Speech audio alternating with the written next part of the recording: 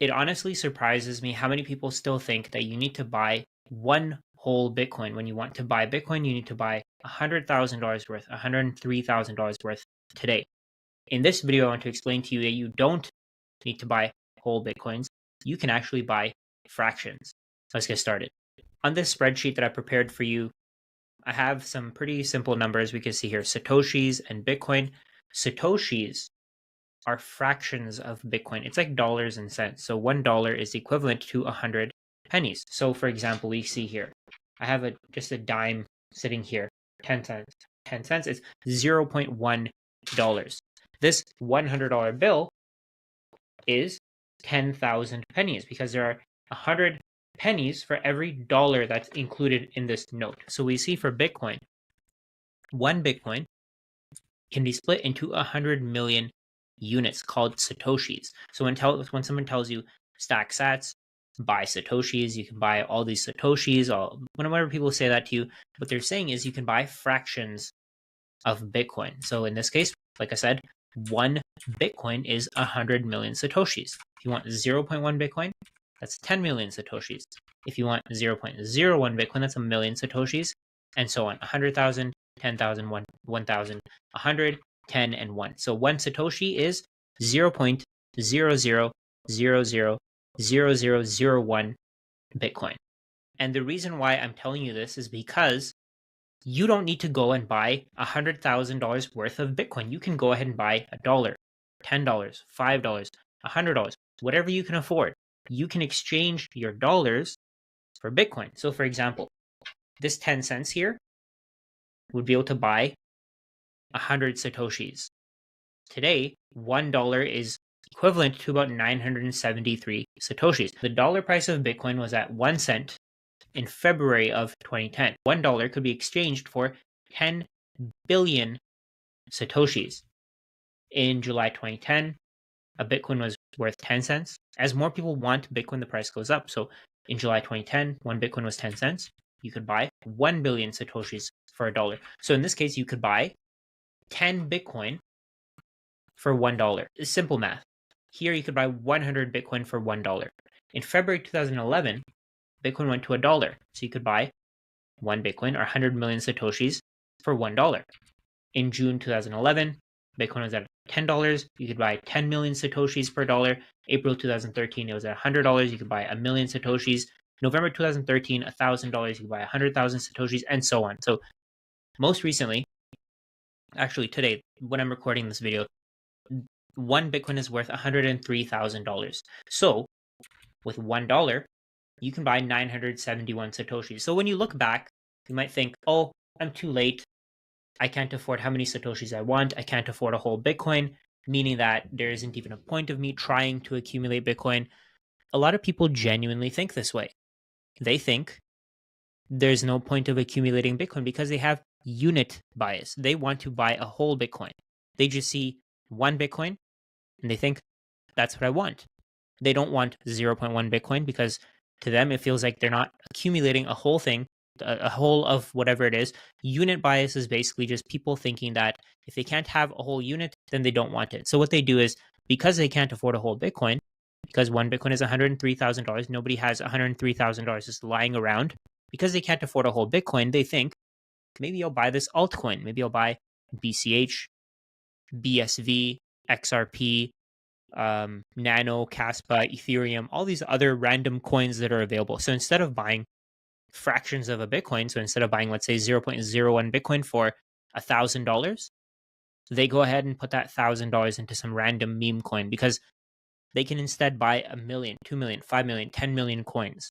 And it just makes them feel better. They think, oh, if it's at 0.0000001 cents today and eventually it'll go to $1 or 1 cent, I'll be a millionaire. That's how they see it. But I don't think that's the right way to look at it. I think the right way to look at it is Satoshis per dollar. Instead of looking at it as dollars per Bitcoin, look at how many Satoshis every single dollar that you have can buy. So today the price is at $103,000, December 2024. You can buy 971 Satoshis for $1. When the Bitcoin price inevitably goes to $150,000, at some point it will get to that point. You'll be able to buy 667 Satoshis for $1.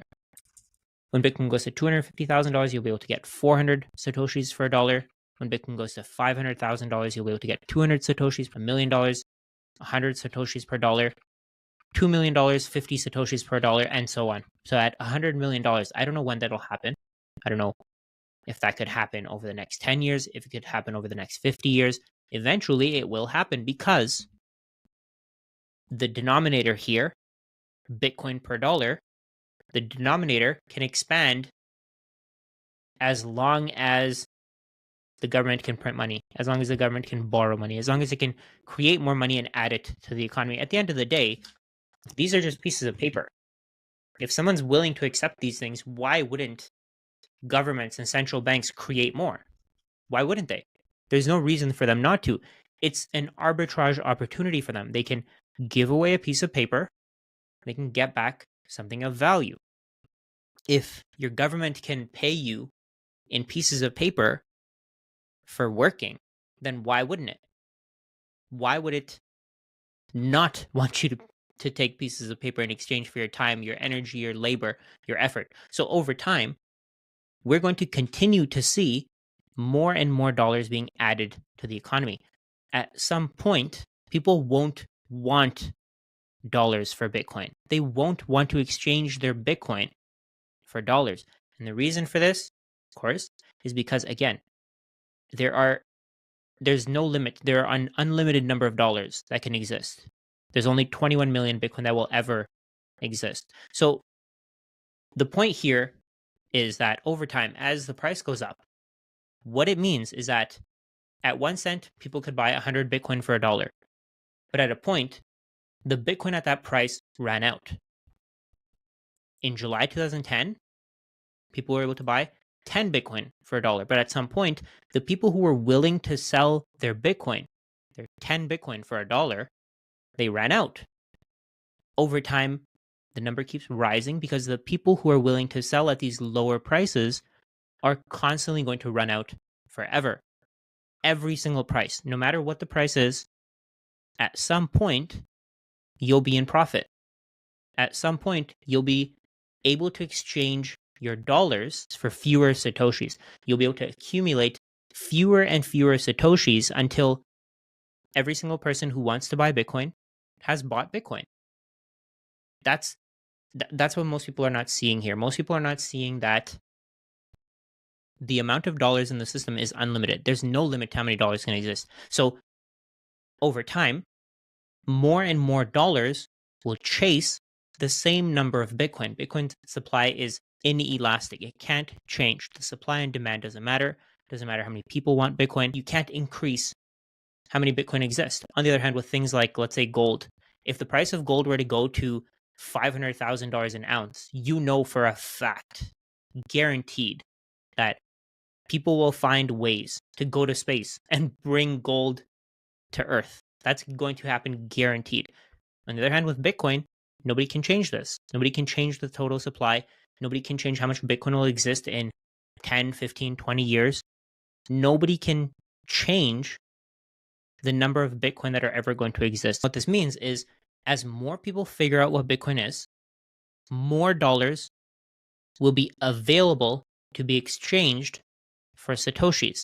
Like I said, a Satoshi is 1/100 millionth of a Bitcoin. Eventually, at some point, because dollars are basically unlimited, one Satoshi will be equivalent to $1. The price per Satoshi will rise indefinitely. Right now, you can get, like I said, 971 Satoshis for $1. So one Satoshi is about 1/10 of a penny.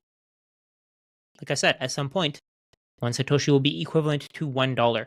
People think that instead of waiting for Bitcoin to get to these prices, instead of buying Bitcoin and waiting, because this is going to take some time. I don't think this is going to happen overnight. It's not going to happen over the next year. At least that's what I think. I don't know, maybe it could. Who knows what kind of adoption will happen. But over time, as more and more people want Bitcoin, Bitcoin gets taken out of the economy and fewer Bitcoin are available at every single price. So for example, we have people like Michael Saylor. He's bought how many Bitcoin? He's got something like 425,000. In total, there can only ever be less than 50 companies that did what Michael Saylor is doing. On top of that, for example, we have the US government wanting to buy 1 million Bitcoin. I'm assuming over the next months, over the next years, we're going to see China announcing that they're going to buy Bitcoin, Russia announcing that they're going to buy Bitcoin. Every single company, every single country, every single individual is going to want Bitcoin. The number of dollars that chase Bitcoin will go up forever. The price of Bitcoin will go up forever. The amount of Satoshis that you can buy per dollar will decrease forever because, again, the number of dollars is always increasing. The number of Satoshis is always the exact same, or it's decreasing over time because Bitcoin are lost. Bitcoin can't be accessed anymore.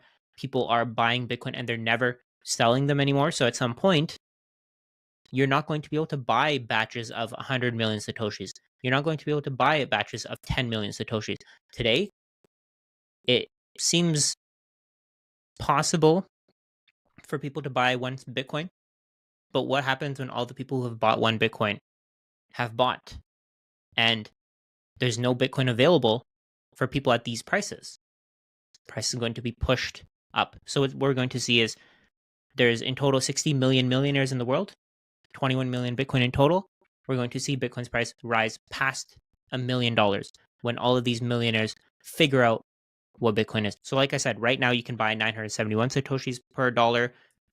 Eventually it'll be 950, 925, 900. The number of people who are willing to exchange their Satoshis for dollars is constantly decreasing because people are figuring out that these dollars are literal pieces of paper. They can be created out of thin air. So why would they want them for their goods and services? Why would they want them for their labor, for their time, their energy, their effort?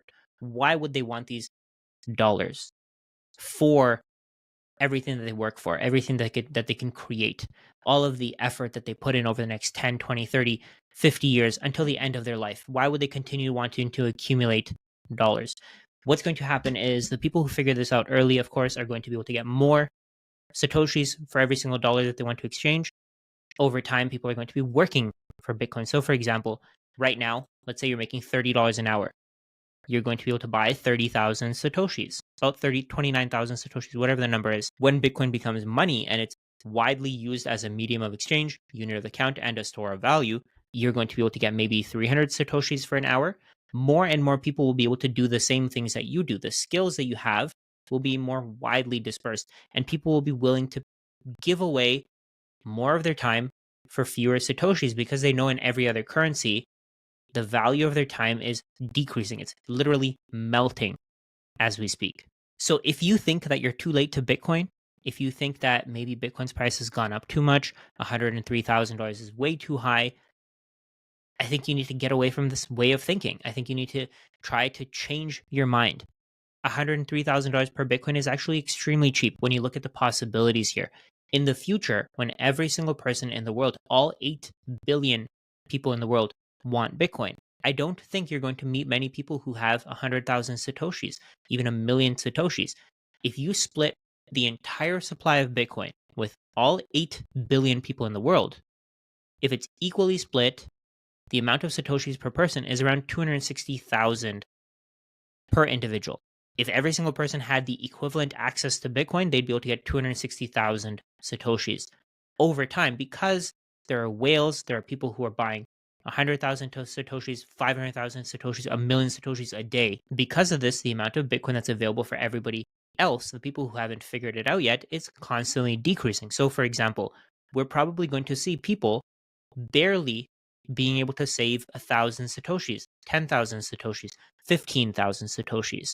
As the demand for Bitcoin rises, and keep in mind, the demand is literally unlimited. You can always buy more Bitcoin. You can always put more of your dollars into the Bitcoin network. You can always give away your dollars for Bitcoin.